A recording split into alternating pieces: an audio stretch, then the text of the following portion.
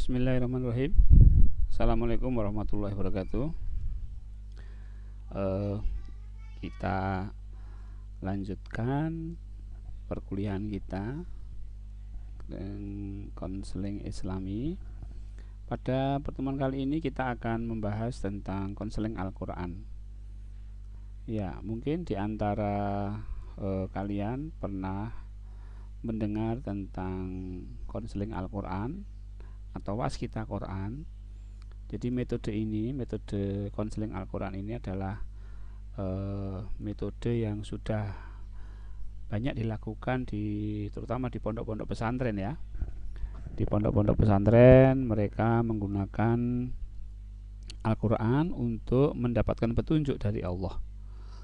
Ya, mungkin kalau di pondok pesantren mereka cenderung tidak terstruktur ya, karena mereka hanya memohon kepada Allah, mohon petunjuk melalui Al-Quran, kemudian dibuka acak. Di situ kemudian dibaca petunjuknya. Nah, sebenarnya prinsipnya sama ya, prinsipnya sama dengan apa yang dilakukan di pondok-pondok pesantren. Nah, cuma kali ini kita akan melakukan sebuah konsep ya, melakukan sebuah konseling yang lebih terstruktur dan lebih bisa digunakan untuk proses konseling terutama. Jadi kita atau kalian itu nantinya akan menjadi seorang konselor yang kemudian menggunakan Al-Quran untuk sama-sama mendapatkan petunjuk dari Allah, untuk petunjuk itu untuk masalah yang sedang dihadapi oleh klien kita.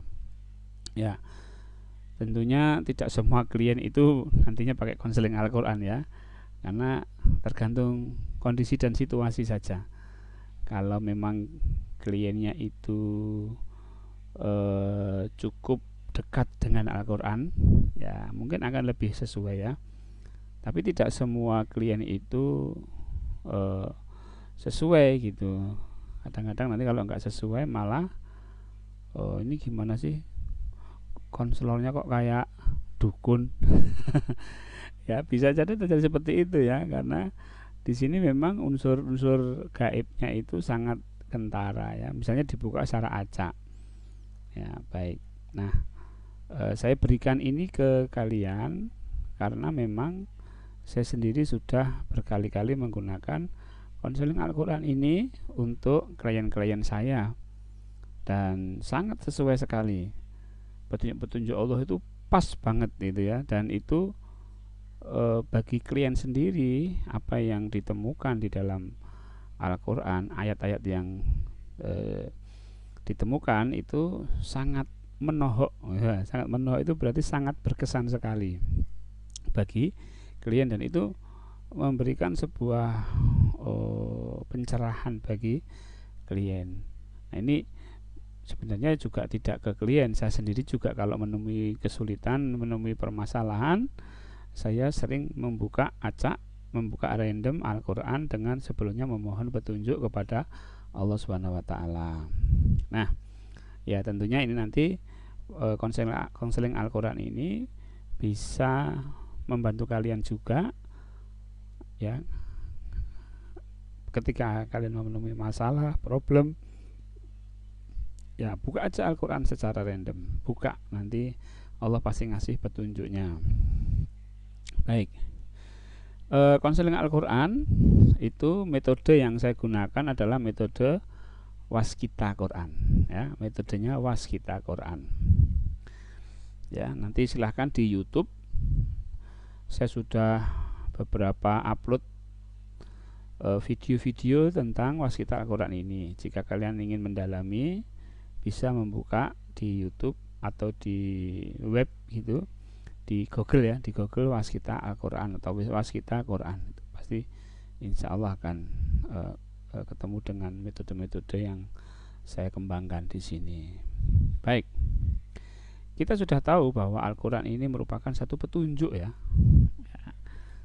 Quran ini adalah petunjuk ya, petunjuk hudalin nas, hudalil mutakin. Jadi petunjuk Jadi kalau yang namanya petunjuk berarti isinya itu memberikan sebuah pencerahan, ya kan, pencerahan. Maka dalam kita Quran, poin utama adalah kita memahami artinya.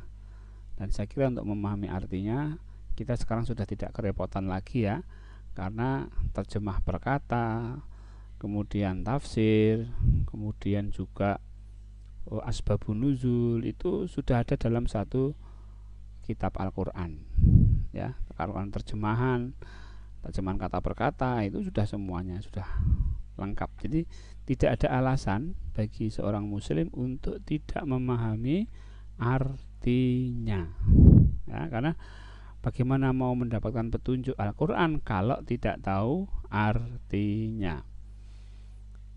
Baik, nanti silahkan dibuka ayat-ayatnya lagi, bahwa Al-Quran memang petunjuk gitu loh, bahwa dan ketika proses konseling itu klien tuh pasti ingin mendapatkan petunjuk, betul nggak? Klien itu pasti ingin mendapatkan petunjuk, dan kita menggunakan Al-Quran sebagai salah satu yang dikaruniakan Allah kepada kita melalui Rasulullah Shallallahu Alaihi Wasallam untuk menjadi petunjuk dalam hidup ya. Baik ya, mungkin apa sih Pak bedanya konseling Al-Quran ini dengan mungkin ya kita sampaikan apa namanya kartu tarot ya lain. Kalau kartu tarot itu meramal, kalau Al-Quran itu memberi petunjuk ya. Baik, mungkin kalian pernah diramal pakai kartu tarot, nah itu meramal. Nah kalau Al-Quran itulah menjadi petunjuk, hudalin nas, hudalil mutakin, la raiba fihi hudalil mutakin, tidak ada keraguan di dalamnya bagi orang-orang yang bertakwa, lil mutakin. Baik,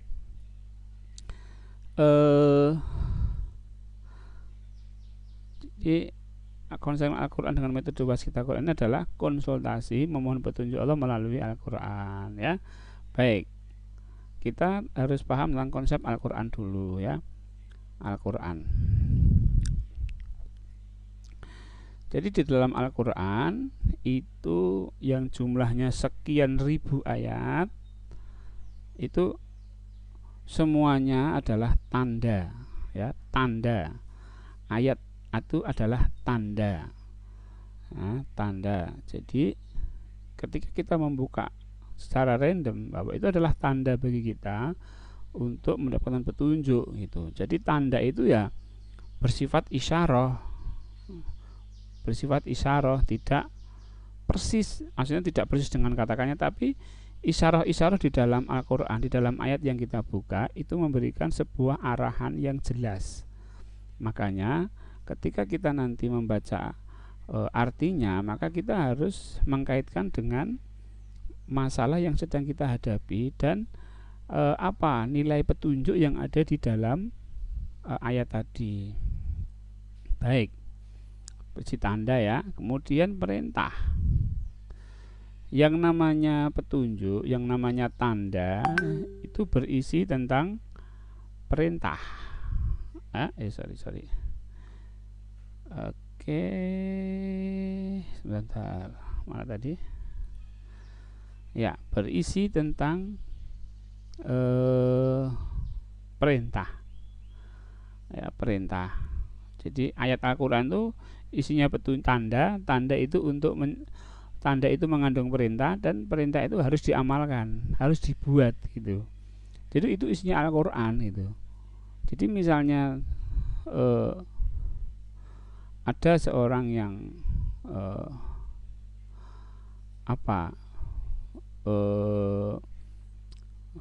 ingin bertanya tentang Allah, apakah apa yang harus dilakukan dengan masalah yang sekarang dihadapi, misalnya begitu.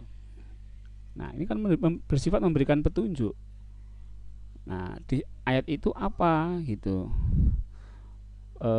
petunjuk-petunjuknya itu apa? Misalnya ayat itu menceritakan tentang bersabarlah dan bertawakallah. Ya, berarti itu yang harus dilakukan saat ini, yaitu bersabar dan bertawakal gitu. Jadi tidak susah gitu loh. tidak susah memahami petunjuk ini. Karena apa? Tinggal kita baca perintahnya apa. Ya, misalnya ayat itu perintahnya apa. Jadi misalnya begini. La raiba fihi dzalikal kitabu la raiba fihi hudal lil muttaqin. La raiba dzalikal kitabu, dan itulah kitab, la raiba fihi, tidak ada keraguan di dalamnya, hudal lil muttaqin. Berarti di situ perintahnya adalah kita tidak boleh ragu dengan adanya Al-Qur'an. Itu pertama. Yang kedua, kita harus bertakwa, hudal lil muttaqin. Jadi untuk bisa melakukan petunjuk di dalam Al-Quran, syaratnya adalah kita harus menjadi orang yang ingin menjalankan perintah Allah, takwa. Nah, dalam permasalahan-permasalahan kehidupan itu nanti seorang konselor harus mengarahkan kliennya ketika mau menggunakan ini, itu memang tujuannya untuk takwa, untuk kebaikan. Misalnya permasalahan anak, ya jangan sampai niatnya adalah tidak ke Allah. Misalnya apa? Misalnya menyekolahkan anak tapi sesuai dengan keinginan-keinginan orang tua. Nah, padahal anaknya itu ingin sekolah yang tidak sesuai dengan keinginan orang tua. Misalnya masalah penjurusan. Nanti di dalam proses konseling Al-Quran, maka orang tua ini harus diluruskan dulu niatnya. Bapak minta petunjuk Al-Quran ini itu karena hawa nafsu atau karena ingin mendapatkan petunjuk Allah untuk jalan yang terbaik. Ya, baik, seperti kemarin ada salah satu kawan yang minta petunjuk konsultasi tentang waskita Quran kepada saya. Ada Pak D-nya itu yang jual tanah. Nah, kemudian dia ingin membeli tanah itu, kemudian bukalah Al-Quran. Nah, kemudian isi dari ayat-ayat itu disampaikan ke saya, dan ternyata isinya kurang baik. Ya, saya ungkapkan aja bahwa ini tanah ini adalah tidak baik gitu. Tujuannya kan untuk bertakwa, tapi kalau tujuannya untuk keinginan untuk membeli, ya dia akan terus membeli meskipun Al-Quran sudah memperingatkan. Allah memperingatkan melalui Al-Quran. Baik.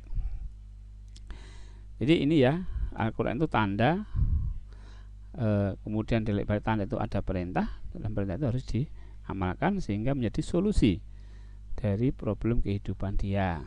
Nah, ya, tentunya tujuan konseling Al-Quran memohon petunjuk Allah dari masalah amanah yang sedang dihadapi. Jadi ada amanah yang gak selesai. Amanahnya apa?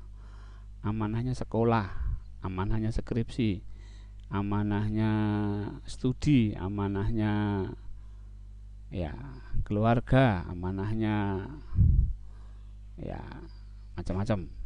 Nah, ketika itu mendapatkan satu problem, nah itu kita mohon petunjuk kepada Allah melalui Al-Quran. Manfaatnya apa sih? Manfaatnya adalah mendapatkan petunjuk dari masalah yang melalui ayat-ayat yang ada di dalam Al-Quran. Ya, mendapatkan ketenangan pikiran dan batinnya dari ayat yang dibaca. Ini betul-betul saya buktikan gitu ya. Ketika saya sedang galau, bad mood gitu, saya buka aja, ya Allah mohon petunjukmu apa yang harus saya lakukan terkait dengan amanah yang sedang saya hadapi ini. Saya buka plug gitu, baru baca artinya, itu sudah hati itu tenang. Kadang-kadang nggak nalar juga, nggak ada hubungannya dengan problem, tapi masalah itu selesai. Bukan masalah, tapi bad mood itu hilang gitu kan. Ya, inilah salah satu mukjizat dalam Al-Quran ya. Menguatkan keimanan dan ketauhidan itu pasti, insya Allah ya, karena memang kita melatih untuk percaya kepada Allah, tawakal kepada Allah, mohon petunjuk kepada Allah, sehingga keimanan dan ketauhidan kita semakin tebal. Juga klien juga dapat mengambil keputusan dan segera mentindakan dari petunjuk yang didapat. Ya, kalau petunjuk sudah didapat ya segera dilakukan tindakan gitu ya. Baik. Nah, kita harus memahami bagaimana sih melakukan sebuah konseling Al-Quran, konsepnya apa. Ingat ya, ingat konsepnya ATP ya. Ini konsep dasar untuk melakukan konseling Al-Quran. Sebab Al-Quran itu bukan sembarangan. Kalau kita hanya minta petunjuk tanpa memahami ATP, nanti nggak akan berarti apa-apa, bingung kadang-kadang. Maka harus dikonsep dengan ATP. A itu amanah, T itu tanda, P itu perintah. Nah, amanahnya apa? Misalnya amanahnya adalah studi atau kuliah. Problemnya apa? Problemnya belum selesai. Tandanya apa? Tandanya sudah mendapat surat peringatan dari fakultas untuk segera menyelesaikan. Berarti petunjuknya apa kalau dapat surat itu? Nah, gitu kan? Nah, perintahnya apa? Tinggal dijalankan. Lah, nanti ya, kalau ini kan amanah kita, amanah studi ya, amanah kalian studi. Problemnya apa? Problemnya apa? Nah, kita mencari tanda di sini. Tanda ini kita temukan di dalam ayat-ayat yang kita buka. Misalnya amanahnya studi, problemnya mungkin saat ini kita harus di rumah ya, di rumah. Nah, di rumah ini problem juga gitu loh, di rumah, karena beberapa pekerjaan kalau dikerjakan di rumah ya nggak akan selesai. Nah, tandanya ya, tanda ini yang akan kita cari di dalam ayat Al-Quran. Kita buka aja Al-Quran, ketemu tandanya. Misalnya apa tandanya? Tadi misalnya ya, ada ayat yang muncul, bersabar dan bertawakallah kamu kepada Allah, misalnya gitu. Nah, berarti petunjuknya apa? Oh, berarti saya disuruh bersabar dan bertawakal untuk terus berada di rumah dan mengerjakan tugas-tugas. Karena di situ ada kata-kata sabar dan tawakal. Ya, perintahnya jelas, suruh sabar dan tinggal dijalankan saja. Nah, ini konsep ATP. Jadi apapun nanti yang mau dibuka di dalam Al-Quran, si klien itu harus dipahamkan dulu tentang apa amanah klien itu sebenarnya. Misalnya klien itu memiliki problem dengan pasangan hidup misalnya, berarti amanahnya adalah pasangan hidup, istri misalnya. Nah, problemnya apa? Problemnya ini istrinya sering marah misalnya, atau ngambekan gitu misalnya lah. Nah, kita cari, ya Allah hamba, ini tandanya kan kalau kita cari tanda, ya Allah hamba mohon petunjukmu melalui Al-Quran, apa yang harus hamba lakukan terkait dengan istri. Kalau si klien yang bicara ya dari istri saya, kalau nanti konselornya ya istri dari konselor saya, istri dari klien saya ini yang ngambekan. Nah, mohon petunjukmu melalui Al-Quran. Ya. Tuh. Baik. Ini konsepnya ATP. Jadi semua konsepnya adalah ATP karena memang nanti endingnya adalah untuk menjalankan ketakwaan, yaitu perintah Allah ini. Baik, ya jelas ya. Kemudian ini kalau konsep di dalam konseling Al-Quran. Jadi ini ada kita itu di sini ya, konselor dan klien memohon kepada Allah melalui Al-Quran sehingga kita mendapatkan petunjuk. Jadi ini konselor atau kita klien, nanti sama-sama kita menunjuk kepada Allah, minta sama Allah, ya Allah hamba mohon petunjukmu terkait dengan problem melalui Al-Quran, dibuka aja kemudian adalah petunjuk dari Allah Subhanahu wa taala. Baik. Oke, sekarang kita masuk tahap-tahap ya, bagaimana cara melakukan proses konseling Al-Quran. Ya, pertama adalah menggali masalah, merumuskan masalah, menformulasikan doa, kemudian berdoa, kemudian buka Al-Quran secara random, kemudian terjemahkan, kemudian artikan dan maknakan sesuai dengan masalah. Ini proses konselingnya di bawah ini ya. Baik, mari kita bahas satu persatu. Menggali masalah. Ya, menggali masalah ini merupakan langkah awal untuk melakukan konseling Al-Quran. Tujuannya apa? Untuk mengelaborasi amanah apa yang belum selesai dan itu menjadi masalah. Ya, ini penggalian masalah ya. Di samping sebelumnya juga kita harus rapot dengan klien, mendengarkan masalah klien. Tapi tahap awal menggali masalah itu adalah mengelaborasi amanah apa yang belum selesai, karena itu nanti yang akan menjadi dasar untuk minta petunjuk sama Allah gitu. Jadi kalau minta petunjuk sama Allah tidak ada amanahnya, nanti pasti nggak akan ketemu itu. Itulah uniknya Al-Quran ya. Uniknya Al-Quran itu kalau kita minta tanpa ada amanah yang kita ini itu kesulitan nantinya kita itu akan kesulitan nantinya kita di dalam memahami ayat-ayat itu ya. Baik, menggali masalah ya, tujuannya adalah mengelaborasi amanah yang belum selesai atau yang sedang bermasalah, kemudian merumuskan masalah. Nah, setelah menggali dirumuskan masalahnya agar fokus pada satu problem. Jadi buka Al-Quran itu, masalah orang itu kan banyak ya. Masalah orang, masalah klien itu kan banyak ya. Meskipun sumbernya satu tapi banyak gitu ya. Karena mungkin sudah saking parahnya masalah ke orang tua, ke teman, ke sekolah, ke pendidikan, wah semacam-macam. Nah, merumuskan masalah itu adalah merumuskan satu problem yang akan dimintakan petunjuk kepada Allah Subhanahu wa taala. Ya, menentukan masalah dari amanah ya, dari amanah yang sedang dijalankan. Kemudian menentukan apa yang akan dimintakan petunjuk berdasarkan amanah yang bermasalah tadi.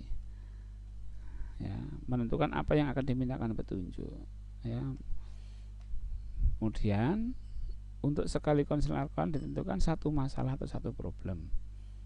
Jadi nggak boleh double ya, nanti bingung kalau misalnya sekali konseling Al-Quran sampai 3 tujuan lah, nanti bingung ini menjawab yang mana, yang masalah 1, masalah 2 atau masalah 3 kan gitu. Nah, kemudian memformulasikan doa, membuat formulasi doa yang akan dipanjatkan kepada Allah berdasarkan formula masalah untuk meminta petunjuk melalui Al-Quran. Ya, formulasi doa ini penting karena nanti sebelum membuka Al-Quran ya, biasanya Al-Quran itu akan dipegang oleh klien, kemudian klien itu berdoa kepada Allah sesuai dengan formulanya sederhana ini di bawah ya. Ya Allah, mohon petunjukmu terkait masalah yang titik. Hamba ya Allah, hamba petunjukmu melalui Al-Quran ya, saya tambahin melalui Al-Quran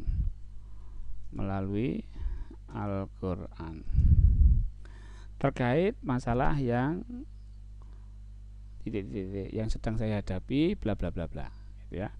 Nah, formulasinya. Jadi nanti sebelum klien itu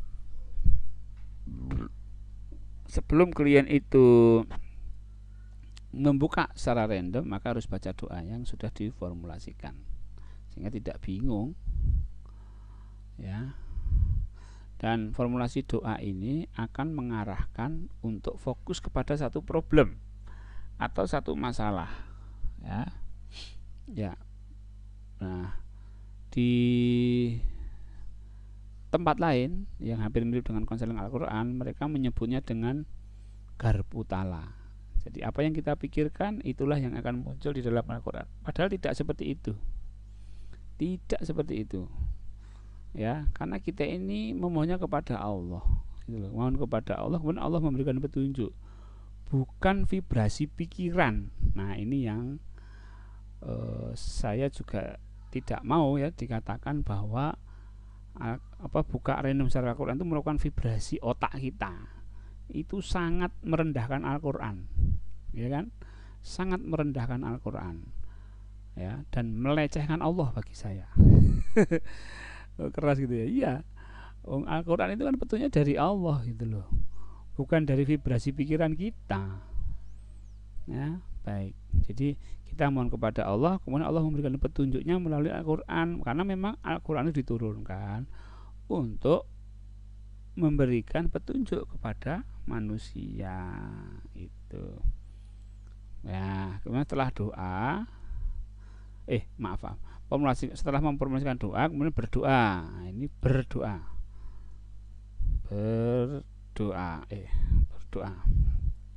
Nah, membacakan doa sesuai dengan formulasi doa yang sudah ditetapkan. Doa dilakukan oleh klien dan konselor. Jadi bersama-sama ya. Sama-sama. Quran dipegang oleh klien untuk nantinya dibuka secara acak setelah doa selesai. Acak ini kok rasanya nggak enak ya. Saya ganti random. Nah, ganti random. Nah, berarti Qurannya yang pegang klien. Jadi biar klien membuktikan sendiri bahwa memang yang muncul nanti, ayat-ayat yang muncul di dalam Al-Quran itu memang itu adalah petunjuk dari Allah, bukan rekayasa dari konselor. Makanya yang buka itu disuruh, yang buka itu klien sendiri, membuka secara random setelah doa. Nah, kemudian setelah doa buka Al-Quran secara acak, buka Al-Quran secara random, ya, buka random dan yakini semua ayat, surat, halaman Quran adalah petunjuk dari Allah. Jadi jangan ragu-ragu. Ya, jangan ragu-ragu. Bismillah aja sudah, buka biak gitu. Itu semua petunjuk. Mau ketemu di juz 3, juz 5, juz 30, juz 29, semua adalah petunjuk dari Allah. Jadi jangan ragu-ragu. Oke. Baik. Sekarang setelah mendapatkan ayatnya, baca artinya. Kalau tidak tahu bahasa Arabnya, kalau kalian mungkin dari pondok pesantren yang tahu tentang arti secara langsung ya itu akan lebih baik. Tapi kalau nggak tahu, pakailah terjemahan Al-Quran, terjemahan. Saya kira tidak akan kesulitan ya, tidak akan kesulitan, karena kadang-kadang di Al-Quran itu juga ada tafsirnya. Atau kalian juga bisa misalnya tafsirnya itu kalian membuka Android ya, kalian membuka Android yang sudah ada tafsirnya. Saya kira itu sudah banyak sekarang ya. Baik, sekarang baca arti. Bacalah satu halaman penuh, baik tulisan Qurannya, terjemahannya, tafsirnya bila diperlukan. Ayat-ayat yang sesuai diberi penekanan. Jadi ayat-ayat yang kira-kira itu berkesan kok sesuai atau apa, itu diberi penekanan ya. Nanti ini tetap harus dihubungkan dengan ayat-ayat sesudahnya dan ayat-ayat sebelumnya. Kadang-kadang ayat itu saling kait-mengkait ya. Cuma yang menjadi bukan pegangan, yang menjadi penekanan itu bisa kita tandai sendiri. Nah, kemudian pemaknaan. Inilah di sini pentingnya seorang konselor ya. Nah, kalau kalian ingin mendalami ilmu ini, maka kalian harus sering-sering untuk melakukan konseling Al-Quran secara mandiri. Ya, nanti ketika ada klien yang akan digunakan konsep waskita Quran ini, itu kalian sudah mahir, sudah bisa. Tapi kalau kalian belum terlatih ya, memaknai ini memang diperlukan jam terbang ya, karena menggunakan intuisi. Dan intuisi ini tidak sekedar intuisi, karena di situ seorang konselor memang ada satu keikhlasan. Kemudian yang kedua, ada niat untuk membantu orang, membantu klien gitu, bukan karena uang ya. Membantu orang dan itu harus karena Allah membantunya itu ya. Karena ingat bahwa Al-Quran itu adalah huda lil muttaqin, Sehingga kalau digunakan untuk tujuan-tujuan kebaikan, kalau dimintakan petunjuk untuk tujuan-tujuan kebaikan, tujuan-tujuan ketakwaan, nanti Allah kasih petunjuk. Ya, baik. Jadi pemaknaan itu dibaca di balik tanda itu apa. Ya.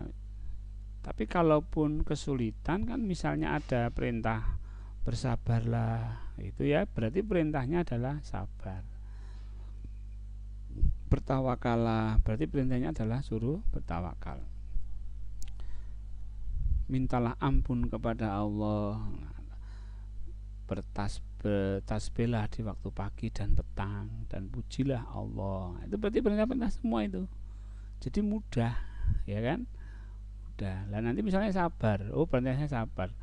Berarti ketika kita mengkomunikasikan kepada klien, nah itu ya berarti klien diminta juga untuk sabar, karena adalah petunjuk dari Allah. Tunggulah 3-4 hari ini, misalnya gitu ya.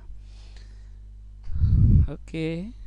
Pemaknaan ini dikaitkan dengan masalah utama, masalah terutama dikaitkan dengan permohonan petunjuk. Ya, jadi kan tadi sebelumnya kan ada problem, ada amanah, ada masalah. Nah, ketika keluar ayat, kaitkanlah dengan itu, dengan amanahnya apa, dengan problemnya apa. Nanti itu akan bisa menjadi satu saling melengkapi. Jadi petunjuk ini akan memberikan jalan keluar dari masalah yang sedang dihadapi. Nah, itu oke. Baik, kira ini cukup jelas ya. Nanti silahkan kalian kalau belum paham bisa diskusi di grup WA atau di grup Telegram, atau kalian mengajukan pertanyaan di komen di video yang saya unggah ini. Nah, mungkin ada sedikit ya, ada beberapa pertanyaan yang sebelumnya dari kelas sebelumnya. Apakah nanti tidak salah mengartikan, Pak? Nah, tadi saya sudah sebutkan bahwa kalau memang kita ragu-ragu dari terjemahan biasa yang kita dapatkan, cobalah buka tafsir, ya, tafsir. Biasanya di Quran itu ada kan yang ada tafsirnya. Nah, itu buka aja, nanti bisa menjelaskan. Ya, nah, oke. Demikian perkuliahan kita, mudah-mudahan kita dipahamkan, dan jika masih kurang paham gitu ya, silahkan searching di internet tentang Waskita Quran. Itu metode atau nama yang saya buat untuk nama konseling Al-Quran ini. Demikian, assalamualaikum warahmatullahi wabarakatuh.